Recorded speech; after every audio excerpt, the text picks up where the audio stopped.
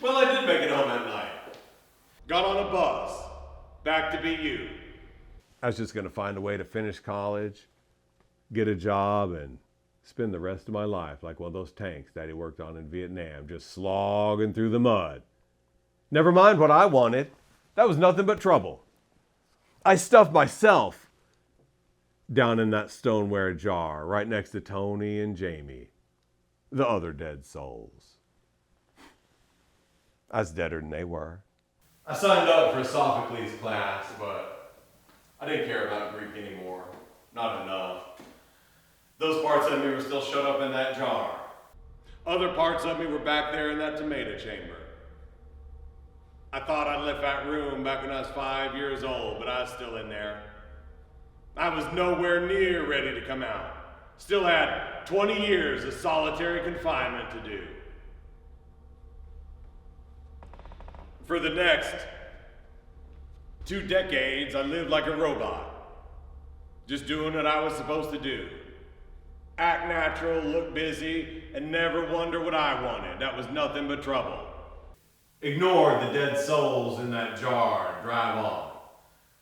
See, the way I had ripped Christianity out of myself was like a battlefield amputation, and it left me with phantom limb pains.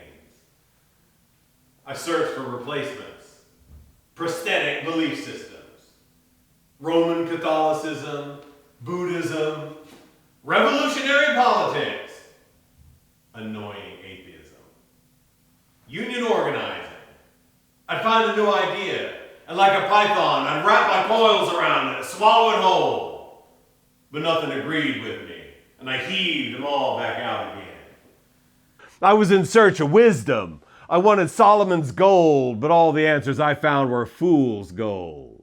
I'd find a new idea, wrap my coils around it like a python, and swallow it whole. But nothing agreed with me, and I puked them all back out again.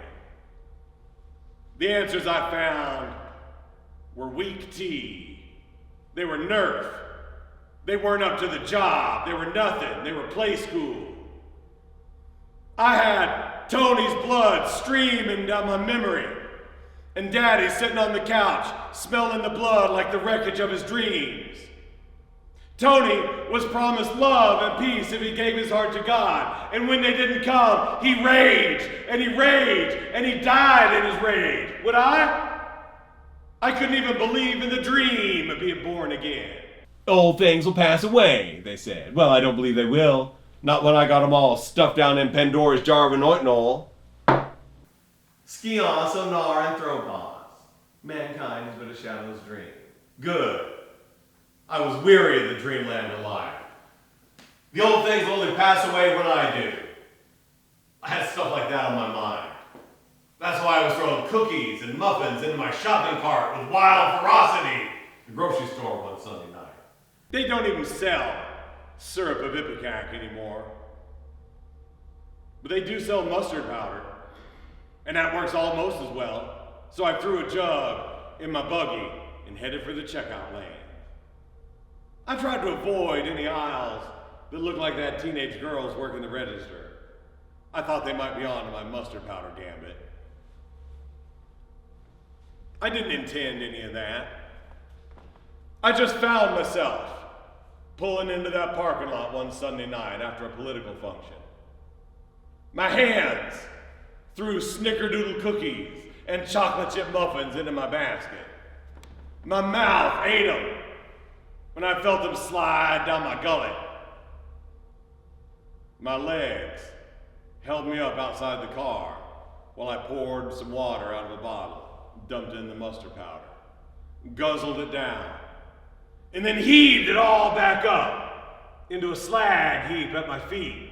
There it was, my life, a slag heap. My eyes looked in the rearview mirror. Hard eyes looked back. Raging eyes. I hate you. I hate you. I hate you. Tony's eyes looked back at me. Tony came out of that jar. He would be contained no more. Tony was still with me.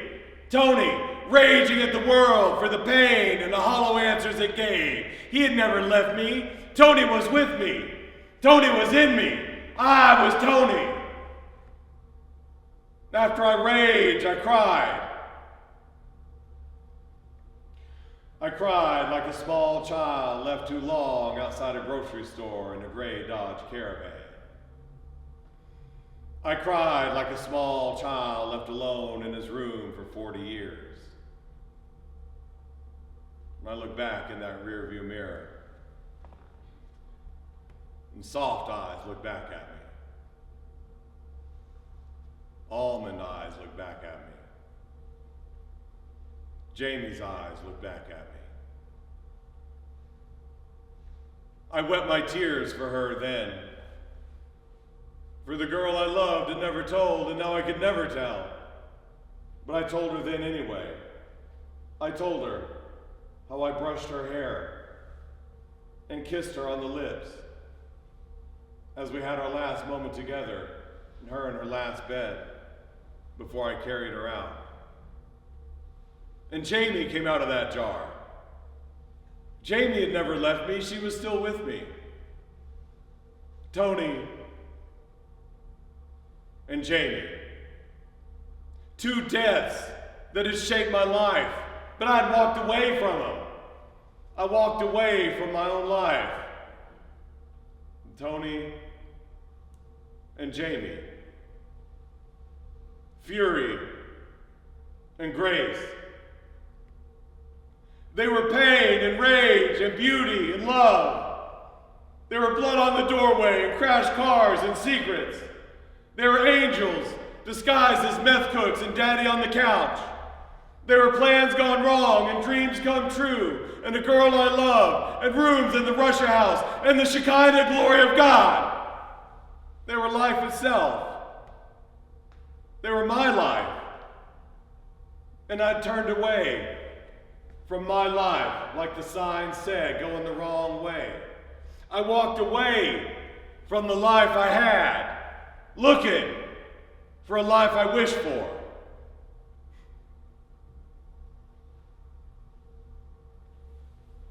The old things will pass away. All things will become new. All things. I know one old thing ain't never gonna pass away. This old boy never gonna be new for me. See, I thought I left that room at McLeod, Oklahoma back when I was 5 years old, but I'm still in there. Tony huffed and puffed our door down, but with all the fury in the world, I can't get out of that room this way.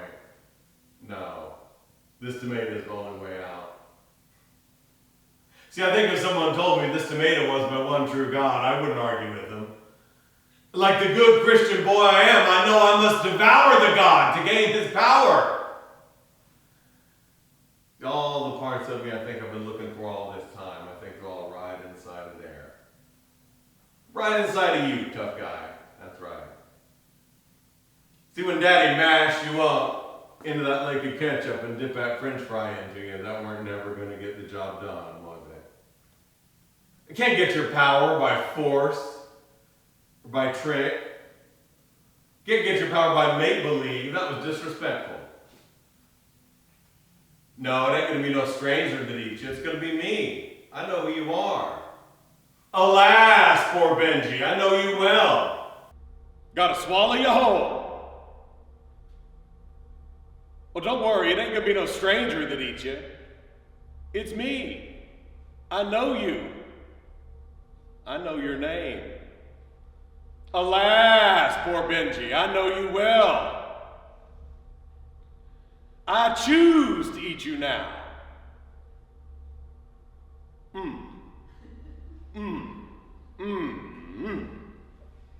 Yeah. I choose to eat you now with relish. That's a nightmare. Okay. All right. You see, for something like 45 years, my whole mission in life was not eating this tomato. This kind of feels like a betrayal. Betrayal of my mission. What?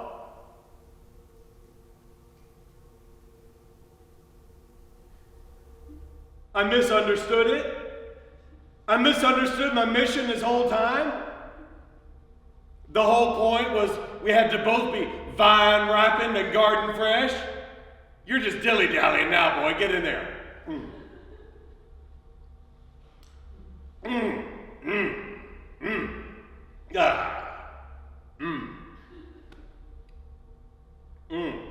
Well, whatever it was, it's all over but the crying now.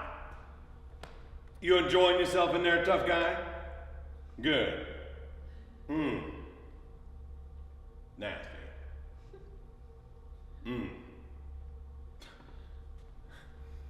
I spent so much time raging about all this. I don't know who I am without it. I have to figure that out. Have to figure it out? Gnoi hoios esimathon. Learn and become what you are. Those lines from Pindar that I didn't understand so long ago, they finally made sense to me now. There's a Star Trek mission for you. To be who I am now, I have to learn who I was back then. To be this man now, I have to become that little boy back there. Because that boy's inside this man. No, that ain't mine. That man was inside of this little boy. And I finally get to join my oldest friends, Kirk, Spock, and McCoy, to explore strange new worlds and new civilizations, to boldly go on my own never-ending mission to learn and become who I am. Scotty, I'm coming out. Lower the shields. I don't need them. I've been born again.